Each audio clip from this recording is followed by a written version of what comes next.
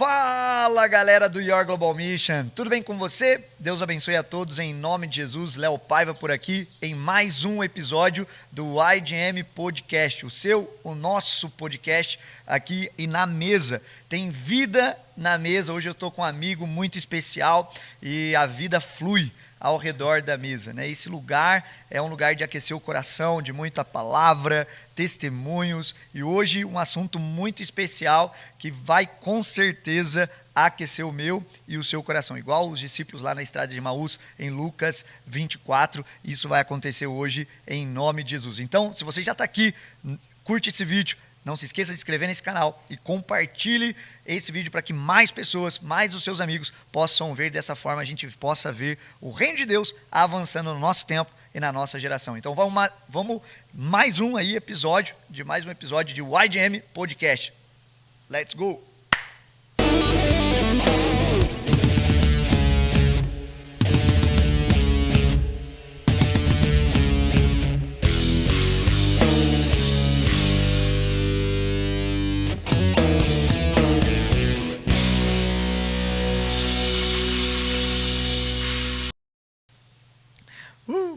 Fala, Vinícius! E aí, meu irmão? Tudo meu bem? Deus!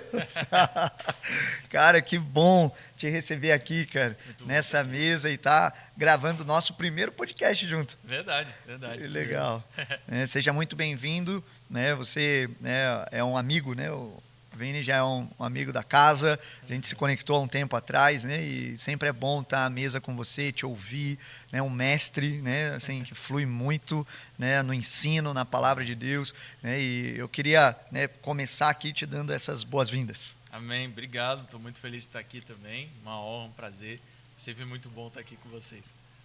E aí, toda vez que você vem para cá, é um despertar para nós, né? Amém. Então, que isso seja também nesse podcast de hoje, um verdadeiro despertamento espiritual, né? Gerando fome, né, em nós. Né? Eu sempre brinco com o pessoal, né? Tem fome aí, né? Então, tem gente com fome aí. Então, se tem fome, comenta aqui, eu tô com muita fome, né? Qual é o nível da sua fome? Manda Muito aí. bom. É isso. Legal. Mano, a gente sempre começa aqui, que uma das coisas, né, que tem a ver com a gente aqui, com o Your Global Mission, né, é a pregação do Evangelho. Né? Então, a gente prega o Evangelho e cumpre mesmo, né, Marcos, né, 16, e também, né, quando Paulo fala, né, para Timóteo, né, sobre pregar em tempo e fora de tempo, né? A gente vive isso mesmo, a gente gosta disso, entende a importância e tal. E uma das coisas que a gente mais gosta de ouvir, e é algo muito poderoso, que eu acho que é a primeira decisão mais importante da nossa vida, que é a nossa entrega de vida para Jesus, né? Então eu queria te ouvir, como que foi o encontro, né? Como que Jesus encontrou o Vinícius de Luna? Muito bom, muito bom. Eu cresci na igreja, então minha mãe sempre me levava, eu estava sempre em círculo de oração, irmã do coque, tinha culto lá em casa. Eu estava sempre muito nesse ambiente e desde que eu me dou por gente, eu orava, eu falava com Deus, para mim era muito natural. Então eu lembro que eu tinha já uns 8 anos de idade, eu ficava de tarde no tapete de casa, olhando o céu, falando com Deus, ouvindo e cantando louvor. E eu fui aprendendo, amadurecendo, conhecendo um pouco mais de Deus. Quando eu tinha uns 11 anos, na minha igreja, o pastor apresentou a turma que tinha se batizado. E quando ele estava mostrando para a igreja as pessoas que tinham sido batizadas, eu senti no meu coração na hora, eu tenho que me batizar, eu quero isso, é esse o meu lugar. E ali eu conversei com a minha mãe, conversei com o pastor, e aí eu me batizei com 11 anos, e para mim ali já era um marco, já era um processo. Mas eu estava numa igreja muito pequena, não tinha outros jovens, não tinha esse contexto, e quando eu fui para uma igreja maior, acho que você vai se misturando, vai amenizando um pouco, porque o meu padrão de fé eram as irmãs do coque. E de repente eu estava com outros jovens ali e você vai diminuindo um pouco. Então eu amava Jesus, eu tinha aceitado Jesus, mas eu fiquei um pouco meio que na média, assim. Não fazia muito, não orava mais tanto, fui deixando de ler a Bíblia. E eu lembro que eu tinha uns 17 anos, muito engraçado, que eu tinha acabado de ler O Senhor dos Anéis, e aí tinha um jovem lá na igreja, ele falou, mas e a Bíblia? E eu olhei assim e falei, cara, você não lê a Bíblia, você está me cobrando de ler a Bíblia? Mas aquilo ficou me incomodando. Eu falei, nossa, eu tenho que voltar a ler a Bíblia. E eu lembro que eu tinha um plano de Mas leitura. Senhor dos Anéis também é bom. Né? Senhor dos Anéis é maravilhoso. Leia, você tem que ler Senhor dos Anéis, é um clássico. E fala muito sobre Deus, sobre bem e mal, enfim. Mas eu lembro que eu tinha aquele plano de leitura anual, que era da minha avó, que minha mãe xerocou e botou na minha Bíblia.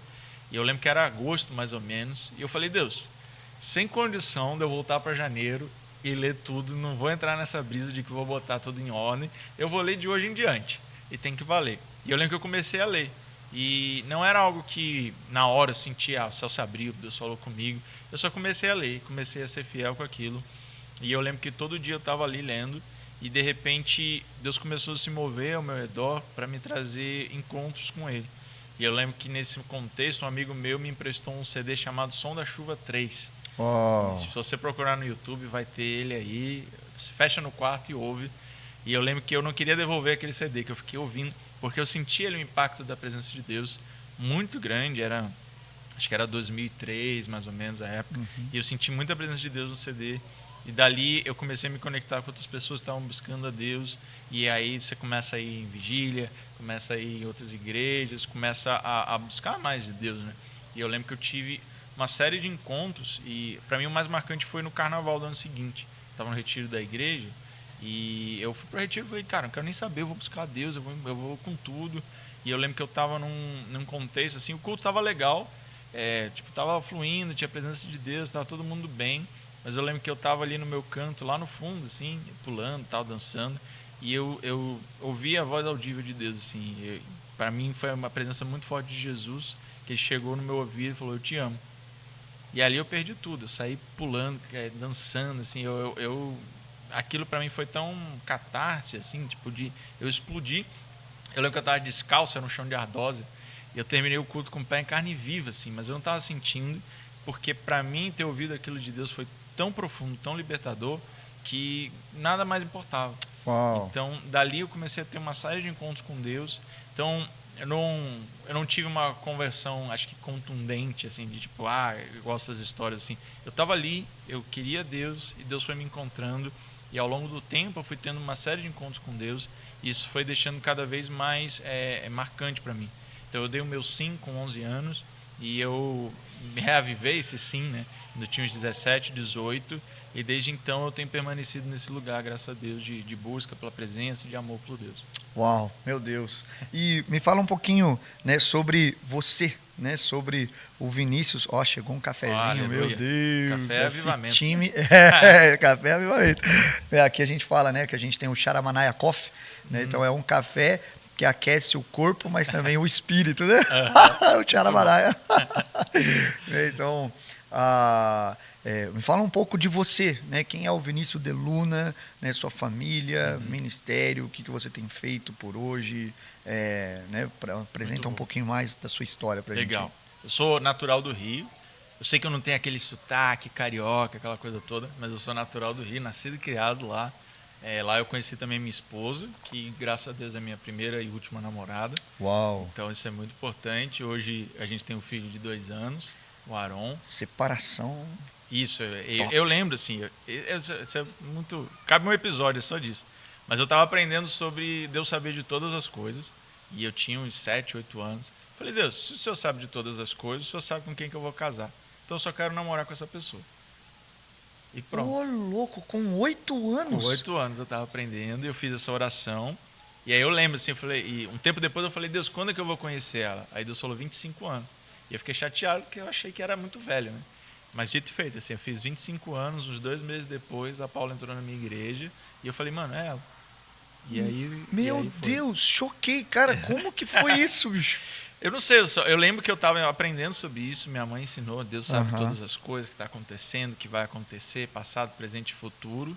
E com certeza foi uma inspiração divina, assim, nenhuma criança teria por vontade própria esse ímpeto. E eu entendo que o Espírito Santo me tocou ali. E eu sou 7 anos mais velho que a Paula, né? Então foi mesmo nesse tempo em que eu estava fazendo essa oração. Então, para mim foi de Deus.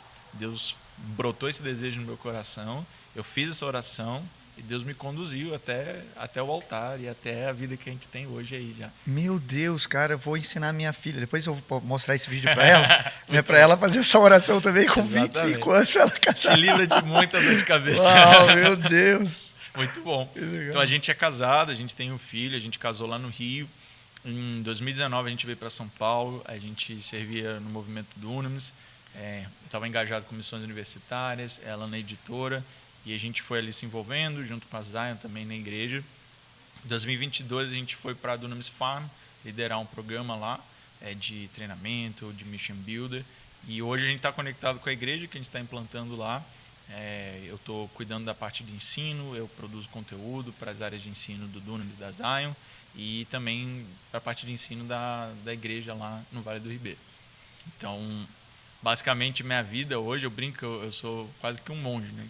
Minha vida é orar, ler a Bíblia, escrever e ficar ali estudando e com a palavra de Deus o dia inteiro. Você é um amante das Escrituras, né? Com certeza. E para mim é um privilégio gigante assim, ter isso como estilo de vida. Né? Tá ali vivendo para isso. Né? É muito bom. Você estava falando, né? Com quantos anos você leu a Bíblia pela primeira vez? Exatamente. Eu lembro que eu tenho um irmão que é 2 anos mais velho que eu. Então, quando ele fez 10 anos, minha mãe deu uma Bíblia para ele. E eu fiquei extremamente chateado, porque eu não tinha uma Bíblia. Tipo, eu tinha aquelas Bíblias de criança, com desenho e tal, e ele tinha uma Bíblia de gente adulta.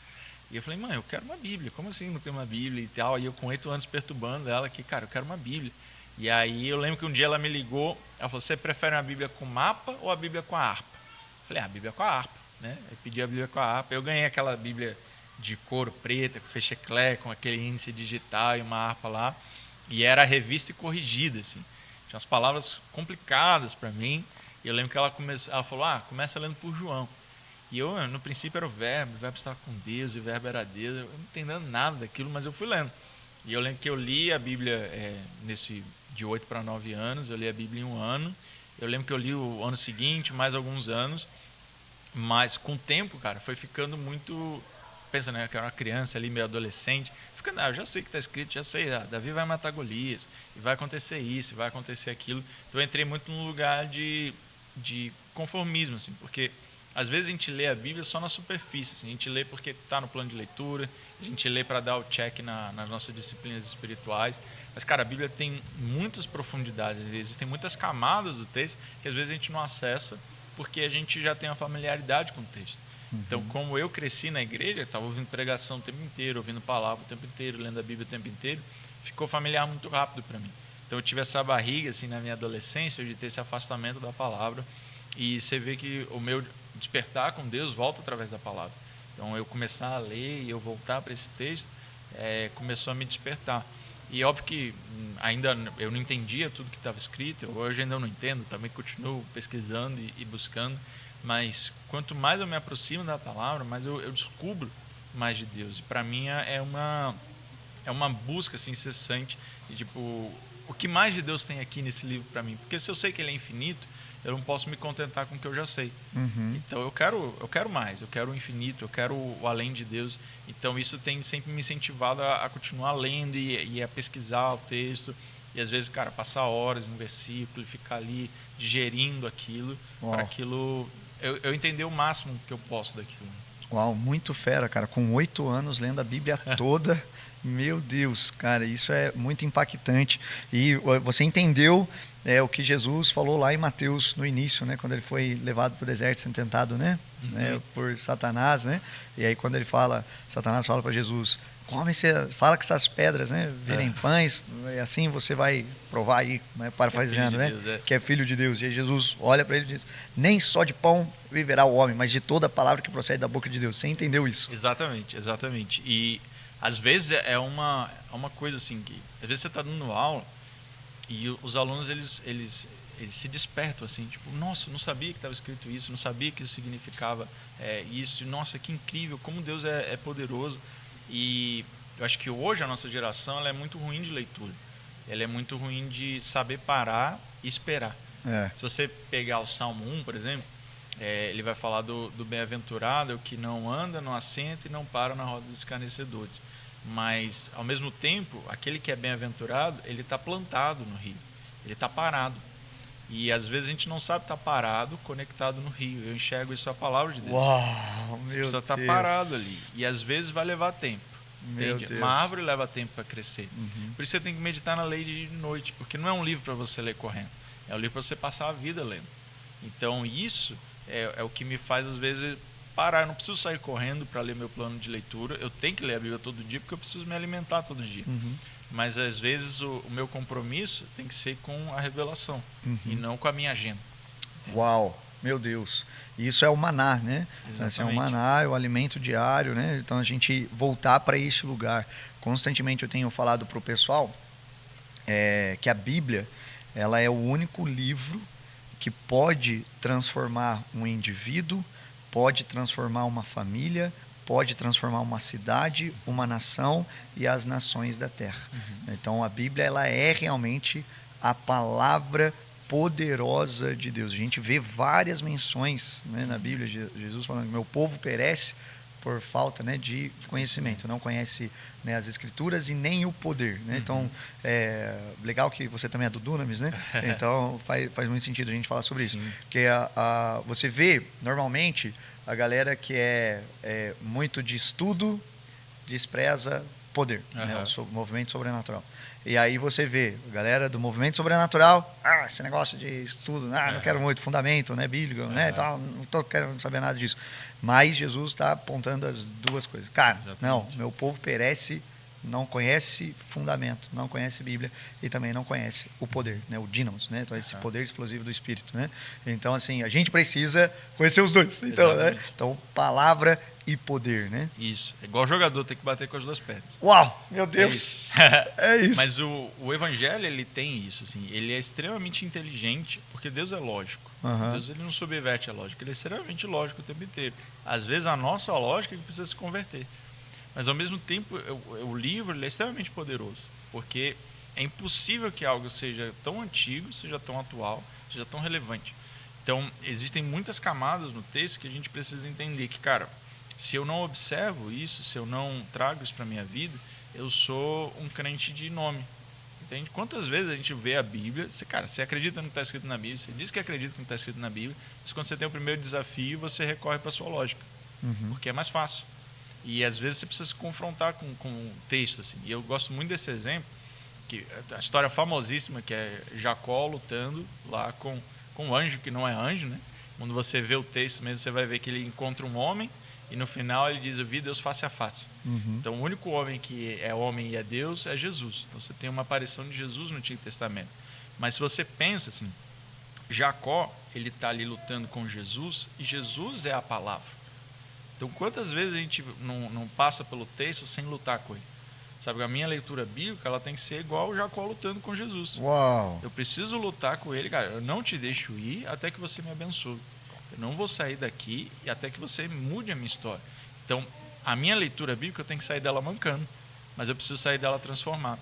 Porque Jacó sai dali Israel. Meu Deus. E isso tem que ser o nosso desejo na hora de ler a Bíblia. É uma luta. É porque o texto, ele me dá algumas coisas, mas o tesouro está escondido. Eu preciso lutar com ele. Falar, cara, eu sei que tem mais aí, mas por que está escrito assim? O que quer dizer isso? Por que o senhor está falando dessa maneira e não de outra? E aprender a brigar com o texto, não de um lugar de rebeldia, mas de um lugar de eu quero descobrir os seus segredos. De fome, né? Exatamente. Um lugar de fome, né? Eu tenho fome disso, eu quero sair marcado mesmo, né? Exatamente. Igual, não, cara, que sensacional isso de Jacó, né? Não vai embora sem me abençoar. Exatamente. Eu quero a sua bênção, né? Exatamente. Então, você está aí, meu Deus, cara, isso é muito, muito forte. Glória a muito Deus. forte. Que legal. E é legal ver você vivendo essas duas realidades. Eu queria que você falasse um pouquinho para nós como que você vive essas duas coisas, né? Palavra e poder do Espírito, né? Como que essas coisas se relacionam? É possível? Sim, né? Muito bom. A nossa tendência é ir para os extremos. Né? Ou você é mega pentecostal, ou você é mega leitura e saber dividir essas duas coisas e combinar elas é o essencial para a nossa vida. Porque Jesus, ele é a palavra encarnada, mas ele é a manifestação do poder de Deus. Então ele carrega as duas coisas. Se ele carrega as duas coisas e ele é o meu exemplo, eu preciso carregar as duas coisas. Então, o que acontece para mim, e eu já tive nesses extremos também, de ser, prefiro passar meia hora chabando aqui e depois eu leio a Bíblia, ou então, cara, eu só vou ler, vou estudar, vou pegar atlas, vou pegar dicionário e tudo mais, e não ter tempo com Deus. A questão toda é que eu preciso entender para que serve a revelação.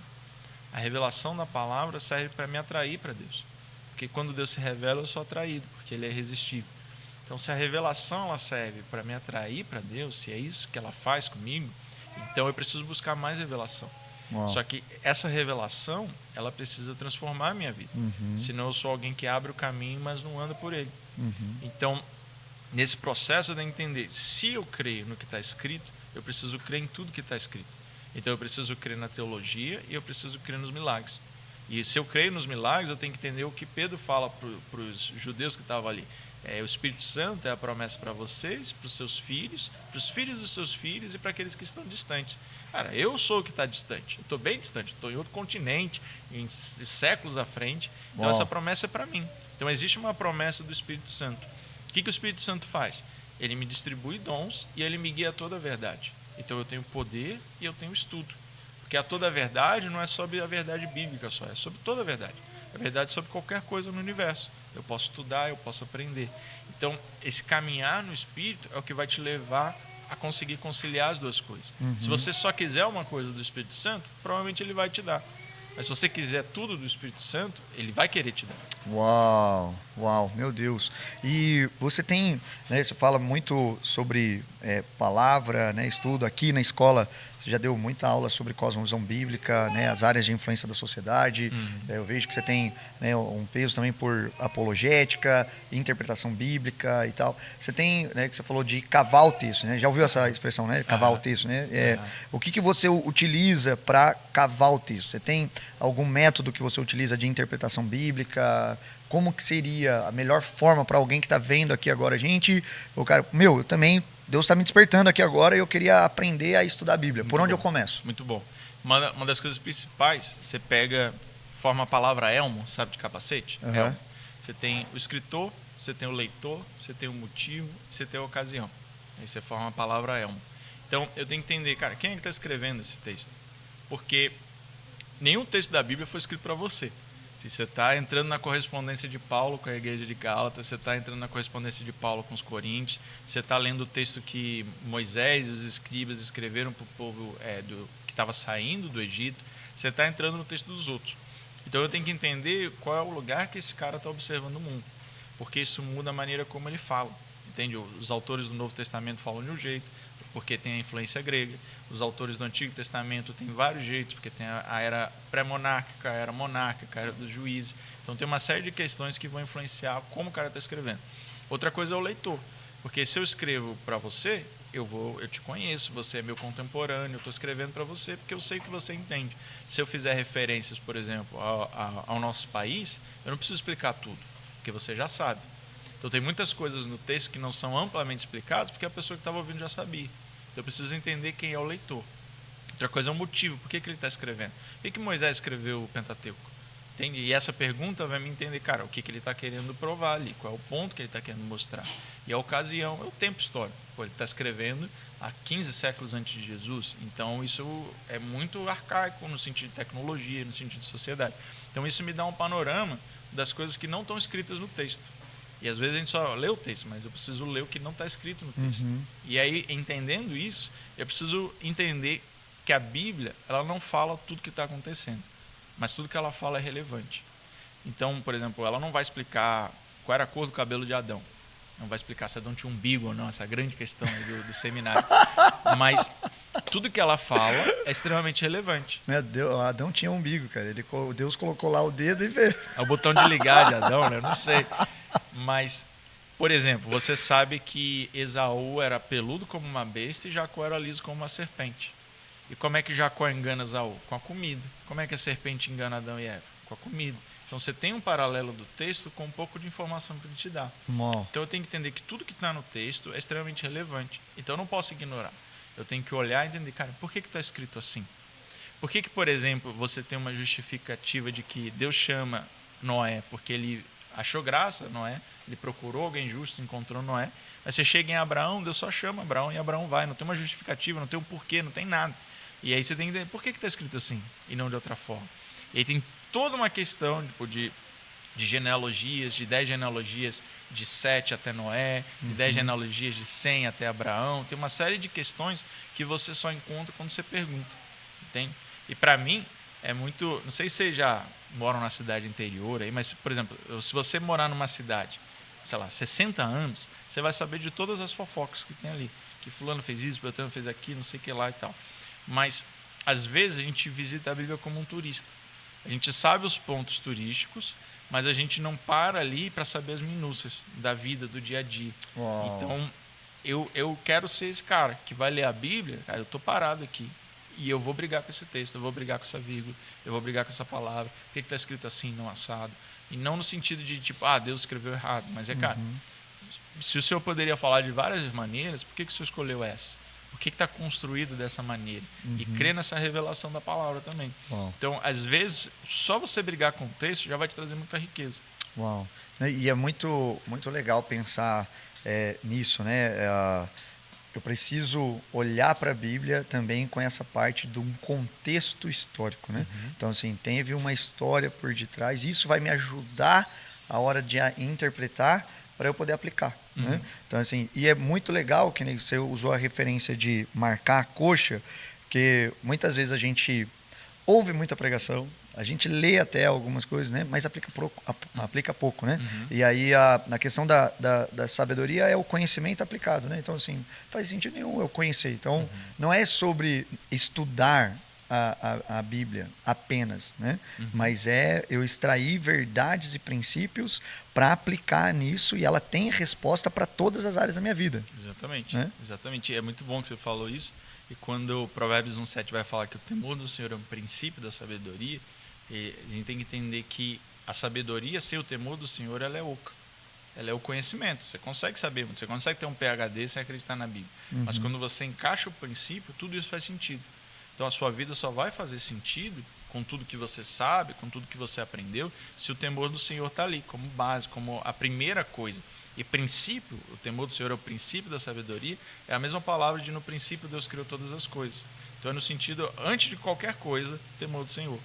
Então, antes de estudar a Bíblia, antes de aprender, antes de querer lidar com esse livro, eu tenho que entender, cara, Deus, ele é soberano, ele é real, ele existe e ele está se revelando a mim através desse texto. Então, não é qualquer texto, não é uma leitura rápida, não é uma leitura correndo e aí depois eu vou ver isso aqui. Cara, eu vou parar e eu vou ouvir o que o Criador de todo o universo escolheu dizer para mim. Uau, uau, meu Deus. E é interessante que quanto a Bíblia é algo que nos desperta, né? Porque quanto mais a gente lê, menos a gente sabe e mais a gente quer ler, né? Tipo assim, é uma coisa assim que gera muita fome, né? Igual a corça, né? Que come comida e sente vontade de beber água, né? Então, assim, é uma coisa assim, né? Uma coisa leva a outra. É uma vida lendo e você descobrindo, né? Cara, isso aqui eu não sabia ainda. Cara, que legal, então eu quero ler mais, né? Então, assim, é bom ler a Bíblia, né? Então, essa parte de disciplina, né? Então, que às vezes muitas pessoas pensam sobre o deleite. Eu já tive, né, e tenho muito deleite nas escrituras, né, paixão mesmo, assim, vontade, mas nem sempre foi assim e nem sempre é assim, né? Porque assim, algumas vezes a gente tem que ir na disciplina, e o fato de você ir para a Bíblia e ler na disciplina gera paixão, né? Então desperta o seu interior para você ler mais, que acho que essa bastante a dificuldade do nosso povo, né, que é o brasileiro, né? Exatamente. E, cara, na nossa vida, a maior parte dos dias vão ser dias comuns. Então, a maior parte do tempo que a gente está lendo a Bíblia vai ser momentos comuns. É arroz com feijão, entende? Então, isso precisa me trazer essa segurança, porque a gente vive muito por exemplo, com o celular na mão, toda hora você tem um estímulo e recompensa, estímulo e recompensa, estímulo e recompensa. E na Bíblia você vai abrir e às vezes você não vai ter nenhum dos dois, nem estímulo nem recompensa. Mas eu tenho que entender que a Bíblia é o princípio de todas essas coisas. Então, se eu tenho ela me dizendo que na presença de Deus, por exemplo, Salmo 16, na presença de Deus há plenitude e alegria, na sua destra prazeres sem fim, eu tenho que entender que não existe nenhum lugar onde eu vá ter um prazer e uma alegria maior do que na presença de Deus. Uau. Então, se eu acredito na Bíblia, eu preciso entender, eu não preciso de estímulo e recompensa, eu preciso saber que existe esse lugar e que eu tenho acesso a ele, por causa do sangue de Jesus. Então, eu acesso a ele pela fé e não pela alma, entende? Não pelas minhas emoções, mas pelo que eu creio. E acho que essa é a grande dificuldade que a gente tem na nossa geração, que as pessoas querem ter uma resposta automática de Deus, quando Deus exige fé. E a fé, ela é a certeza e a convicção. Ela não é emocional. Uau, meu Deus. Meu Deus. Cara, muito bom, muito bom. E uma das coisas assim que talvez a gente tenha bastante dificuldade, assim, né? Principalmente quando a gente se desperta ali para o estudo, achando que Deus é fruto de estudo, né? E não, né? Deus não é um objeto de estudo, né? Deus é fruto, né? Minha revelação de Deus é fruto de relacionamento, né? Aham. Então, muito importante, né? Que você estava falando, né? Sobre isso, né? Que às vezes se pega muito, né? Nesse lugar de estudar, mas esquece da devoção, né? Do fogo daquilo, né? Assim, essa paixão. Como que é para você isso? Eu falo isso também com muitos meus alunos, porque às vezes é automático você estar lendo a Bíblia e começar a estudar. Uhum. Tipo, vai ler um rodapé, e vai puxar outra referência e vai. Então eu tento separar ao máximo. Assim, meu devocional, eu não abro mais nada. Eu não vou pegar referência, eu não vou pesquisar a palavra, eu não vou olhar mapa, eu não vou olhar nada disso. Eu estou lendo o texto e o que o texto falar eu estou ouvindo. Então, para mim foi um exercício, assim, porque com o tempo, às vezes, né, você acaba misturando as coisas e transformando meu devocional no estudo. E aí você está lá dissecando Deus como se ele fosse um sapo no laboratório. Então eu preciso sempre me policiar para que isso não aconteça. E para mim, quando a gente separa isso muito de estudo e devoção, para mim é muito claro que o Espírito Santo ele vai me guiar a toda a verdade. Então o meu caminho pela Bíblia é um caminho guiado pelo Espírito Santo. Então eu preciso dele para ler e eu preciso dele para estudar. Então eu consigo transformar o meu estudo também em relacionamento. Uau. Então eu consigo ter revelação. Pô, várias vezes eu estou lá estudando, trabalhando e paro, choro um pouco, estou preparando uma aula e fico, mano, que coisa isso aqui, cara. Uau. Porque o Espírito Santo está presente. Porque se eu não trago ele para a minha preparação de aula, ele não vai estar quando eu entregar a aula. Uhum. Se eu não tenho uma revelação de Deus quando eu estou preparando algo, eu não vou ter uma revelação para entregar. Se eu não entrego uma revelação, o meu aluno não vai ter um encontro com Deus. Uhum. Então, para que eu estou dando aula? Uhum. Entende? Eu quero que ele tenha um encontro com Deus. Uhum. Então, quando você... que às vezes a gente acaba trocando o estudo pela devoção, mas o que eu fui desenvolvendo e tentando fazer ao longo da minha vida foi trazer a devoção para o estudo. Uau! Meu Deus! Muito bom. Cara, você tem muita frase aí. Dá para adotar essas frases dele, né? Eu colocar assim, ó, que é uma frase de impacto, Vinícius Luna, né, cara? Muito bom, ó. Dá para ver que tem muita revelação aí de Deus mesmo. Amém. Muito legal, cara. Isso é bom que aquece, né, o nosso coração. E, cara, uma das dificuldades que a gente vai vendo no Brasil, principalmente acho que por conta das redes sociais, eu vejo muito isso. E eu acho que é algo bom, mas eu vejo que a gente tem se perdido um pouquinho nisso como nação brasileira, assim, né? Que o Brasil é o país que mais consome rede social, assim, o segundo acho que mais consome, né, no mundo, né? O consumo muito alto, muitas horas e tal. E com isso, né, a galera jovem está na internet. Isso assim... Essa parte da internet, da informação é boa. O alto consumo não é bom, né? Uhum. E fora de tempo também não é bom. E aí muitos olham para isso e veem a oportunidade de pregar o evangelho, que é algo bom, né? Mas o que tem acontecido? Tem saído muito conteúdo raso. Né? Então, assim, galera pegando aqui tipo um McDonald's, né? Tipo assim, como se fosse... Estou fazendo propaganda aqui de graça, né? Mas pega um fast paga food... Nós, né? Paga nós. Né? Manda um dinheirinho aí. Passa meu Pix. Mas, assim, pega um fast food, né? Ali pronto tal, e vai compartilhando na internet. E aí tá saindo, né? Muitas pregações. Eu já fui em alguns lugares e tal, que, cara... tá faltando devoção aí, né? Tá faltando profundidade, né? Isso é um problema, né? É um problema que a gente tem que pensar, né? Para o nosso jovem brasileiro, né? Para a nossa nação brasileira, que isso aqui vai o futuro da nação, né? O que você vê para nos levar para profundidade das escrituras mesmo, assim, da palavra de Deus, assim? Eu acho que principalmente o que o Instagram acaba não ajudando é que a pessoa ela ganha muita influência sem uma visão muito clara. Ela não sabe por que ela está ali. Então ela fica refém da influência que ela tem. Então ela começa a pregar o que ela sabe e alcança um público gigante. Só que agora ela precisa manter esse público. Então ela precisa continuar sendo rasa. Porque se ela mudar, se ela aprofundar, se ela for adiante, aquele público não vai querer isso. E ela perde a influência que ela tem. Então as pessoas acabam se tornando refém disso. E para mim, o que eu penso sobre construir, nesse sentido de estudo bíblico, você tem que entender... Principalmente o ministério do mestre, ele é como o vinho. Mestre, você vai acreditar no cara quando o cara for mais velho. Um cara de 15 anos, por mais que ele seja um gênio, deixa ele ali marinando um pouco para testar as teorias dele. Porque a gente precisa entender que você não é o primeiro cristão da história, você não é o primeiro cara que teve uma revelação, você não é o primeiro cara que abriu um versículo e falou, uau, Deus falou comigo. Cara, já teve muita gente nessa fila antes de você, preparando o caminho, orando e jejuando e tudo mais. Então, é importante você saber mais a sua história, saber mais o seu caminho. Porque quantas vezes a gente abre, né? Tem pessoas falando besteiras que já foram combatidas no terceiro século. Tipo, os caras estavam se debatendo lá nos debates da igreja porque Jesus é assim, Jesus é assado, Deus é assim, Deus é assado. E às vezes a gente ignora a nossa história porque e o protestante faz muito isso, porque aconteceu a reforma protestante. Então, 1.500 anos de história de igreja, ninguém precisa prestar atenção. Muito pelo contrário, tem muita coisa ali que é relevante, que é cristocêntrica, que é importante para a gente entender. Então, para mim faz muito sentido de que a gente precisa revitalizar a nossa história e a nossa visão sobre a história cristã e sobre o que já foi construído, para você entender aonde você se posiciona na história.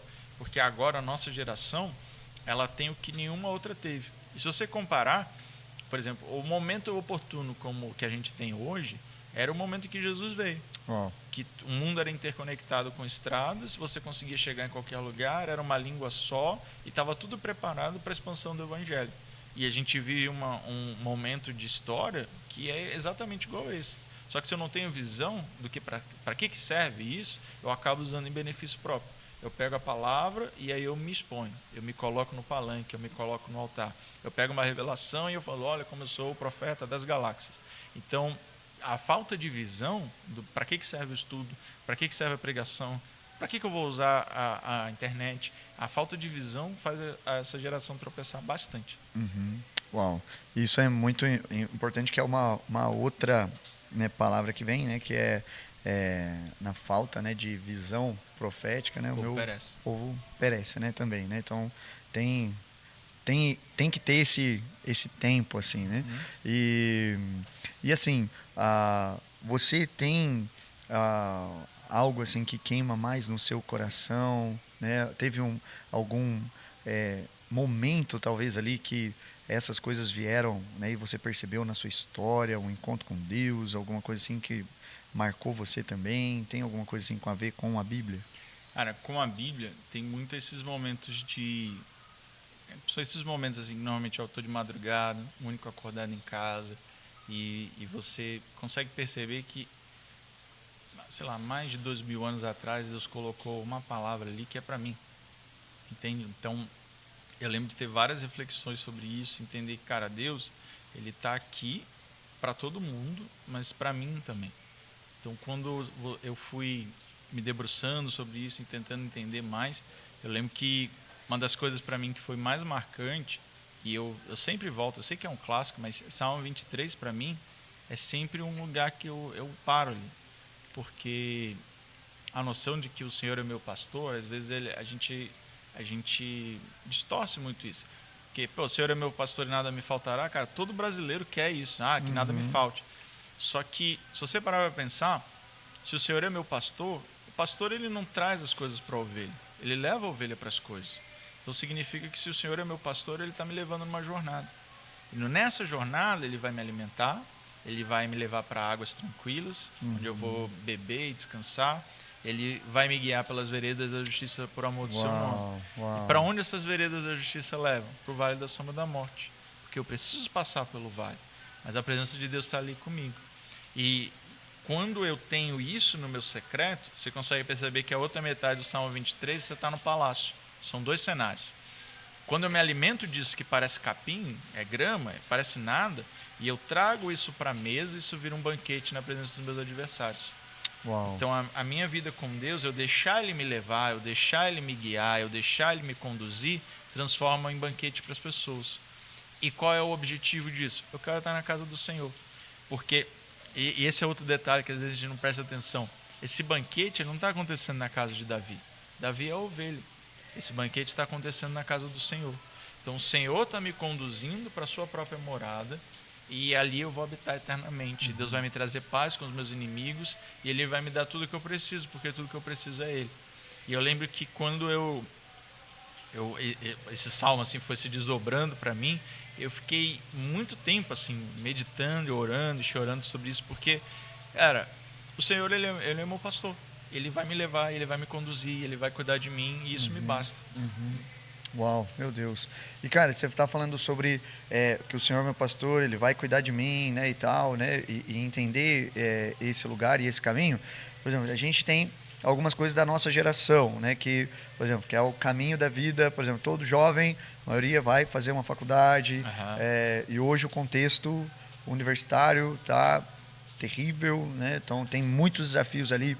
O cara no mercado de trabalho, né? A gente vê o pessoal falando, o homem, né?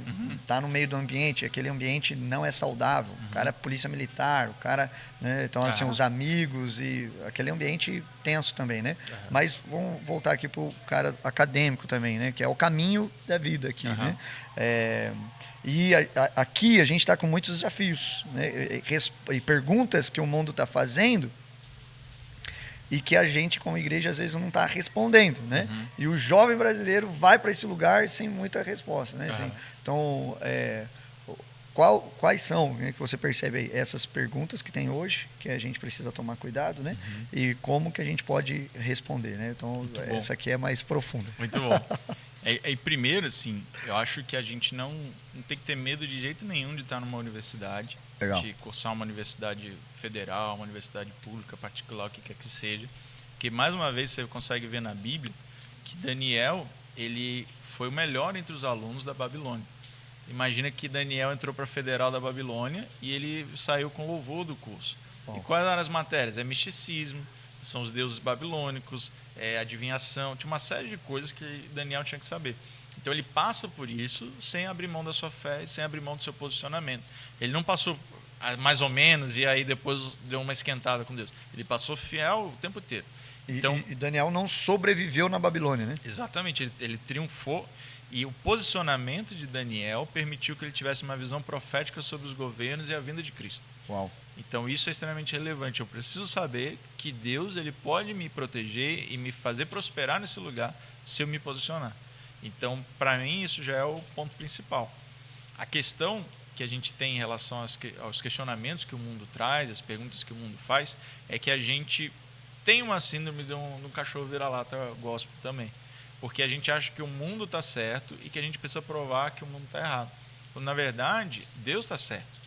E todo mundo que se coça para se alinhar com o que Deus está falando. Porque não importa qual a opinião das pessoas. No último dia a trombeta vai soar, todo joelho vai se dobrar, toda a língua vai confessar que Jesus é o Senhor. Essa é a verdade absoluta. Vamos lá. Então, eu preciso estar na faculdade sabendo, eu não estou servindo qualquer Deus. Eu não tenho uma religião. Eu sirvo o Senhor dos Exércitos. Eu estou aqui por causa do Senhor dos Exércitos. Ele é a verdade absoluta. Então, a partir desse momento, eu preciso saber que eu tenho questionamentos a fazer para o mundo. Porque o caminho que o mundo vai levar são caminhos de morte.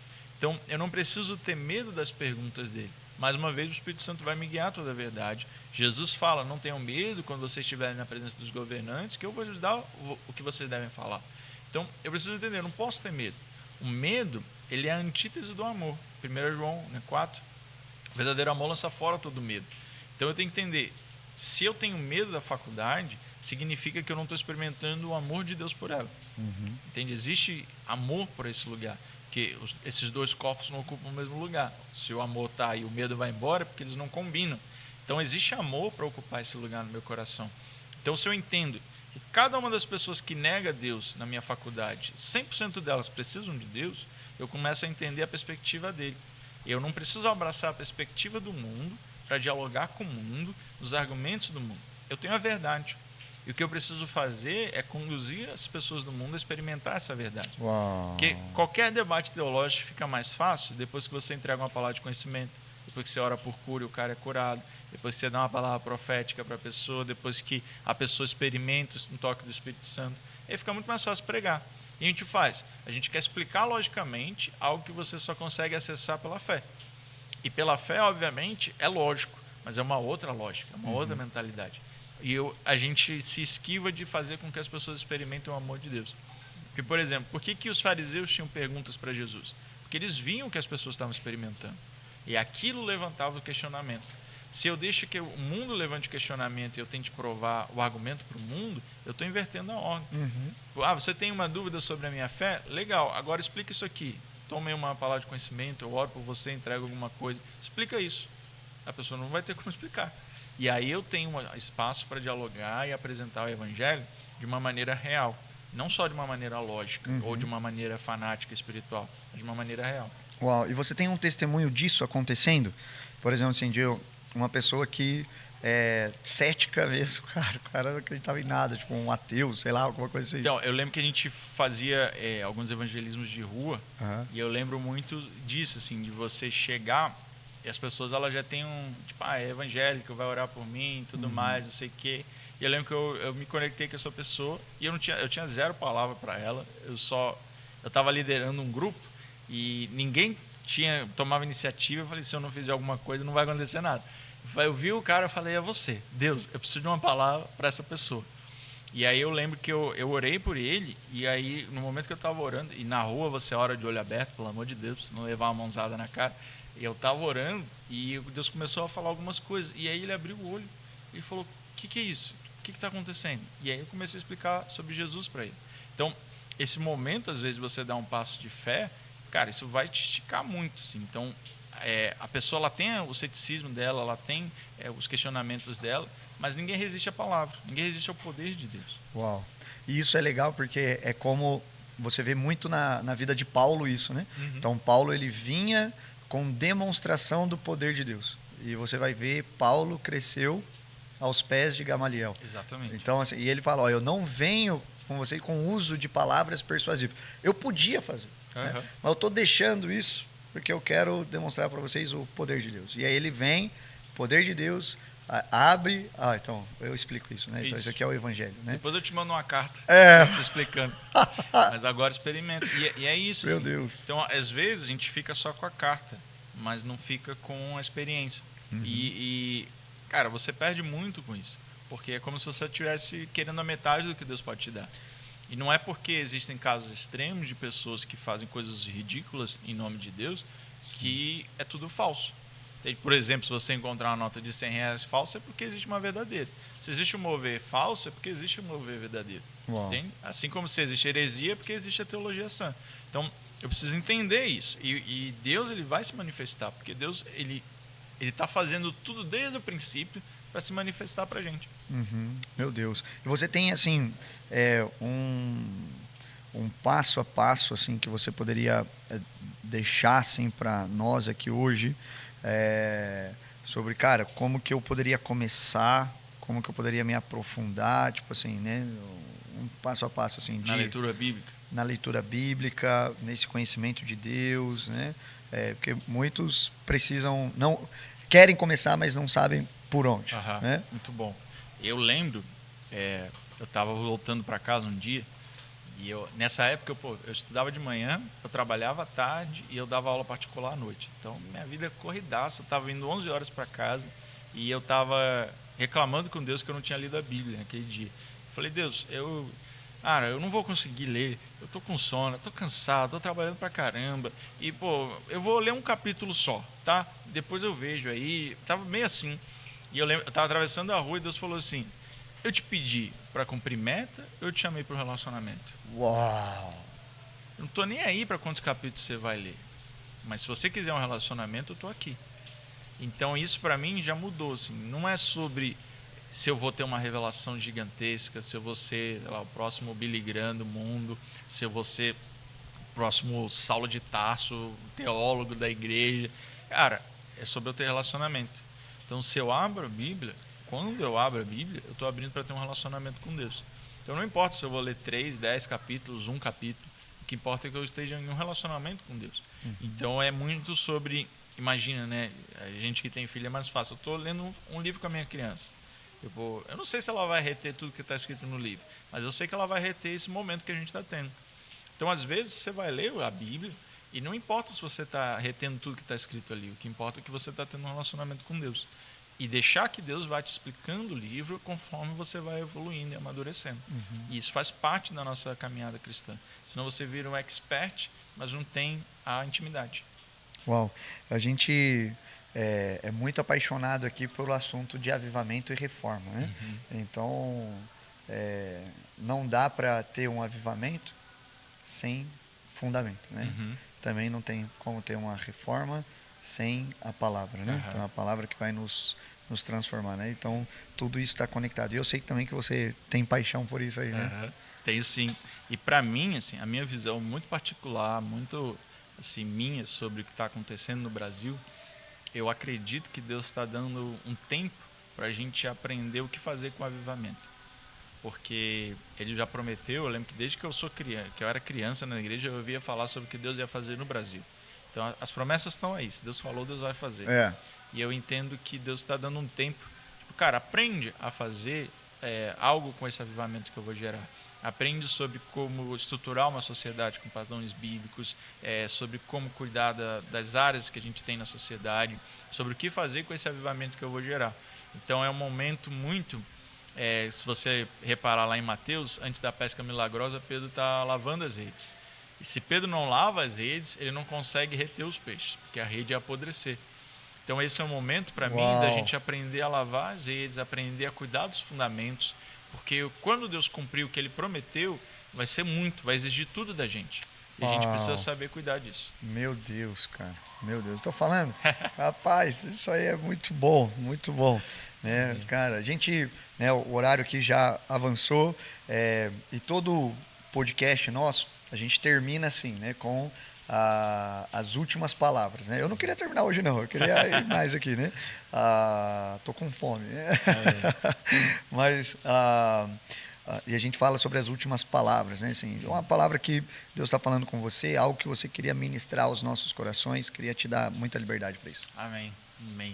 Deixa eu concatenar as ideias aqui, mas eu sinto muito, e é algo que Deus tem falado comigo tem um tempo. A gente, por estar numa sociedade muito midiática, estar num contexto assim, de muita exposição, a gente acaba amando o que Deus pode fazer com a gente, em vez do que a gente pode viver com Deus. É muito o que Israel fez, a gente quer o ouro que Deus pode me entregar, mas eu não quero o relacionamento com Deus. E isso entra de forma muito sutil na nossa vida. Às vezes a gente deseja um ministério, a gente deseja um palanque, a gente deseja um microfone, mas a gente não deseja aquelas horas da noite que você, cara, eu não quero dormir porque eu quero ficar aqui na presença de Deus. A gente não quer, cara, acordar de madrugada para buscar a Deus antes do sol nascer. A gente não quer o preço do relacionamento. Então, para mim, o que Deus tem ministrado muito nesses últimos meses, assim, é muito sobre o quão mais importante eu sou do que todas as outras coisas na sua vida. Porque Deus vai me dar todas as coisas que Ele prometeu, mas eu preciso querer Ele mais do que todas as coisas.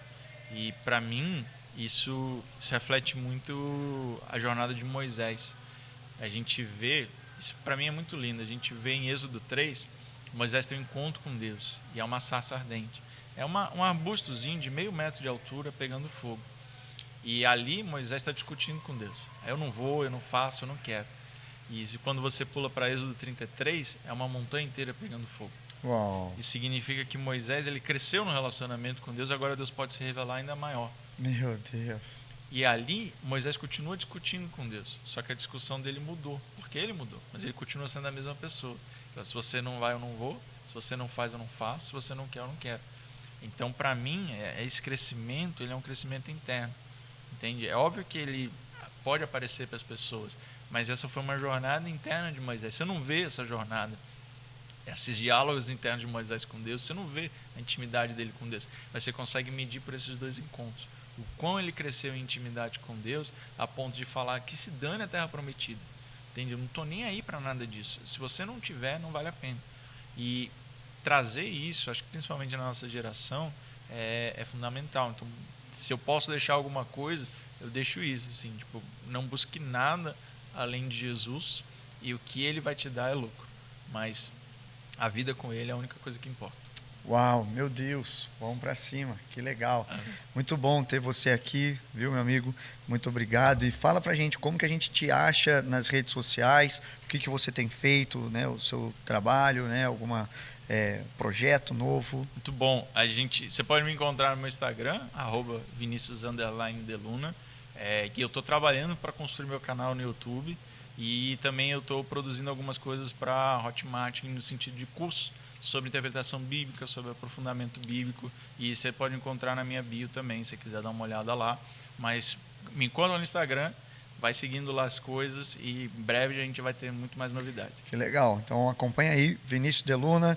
Obrigado mais uma vez. Uma honra estar aqui nessa mesa com você e sair daqui com ainda mais paixão pelas Escrituras. Né? Que a gente possa amar a Bíblia e ler a Bíblia todo e sempre. Esse é o nosso episódio de hoje, o IDM Podcast.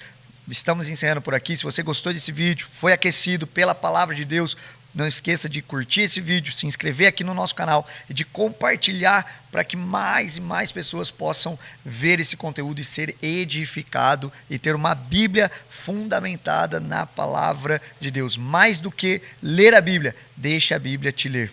Amém? Que essa seja a nossa verdade, que a gente possa carregar isso, né? Jesus é o verbo que se tornou carne, nós somos carne nos tornando verbo, que esse possa ser o percurso da nossa vida, da minha e da sua vida. Legal? Então, Deus te abençoe e não se esqueça que você é um discípulo de Jesus, vivendo o evangelho do reino de tal modo que gere transformação em qualquer área da sociedade, no local onde você está inserido. Deus te abençoe e até o próximo episódio.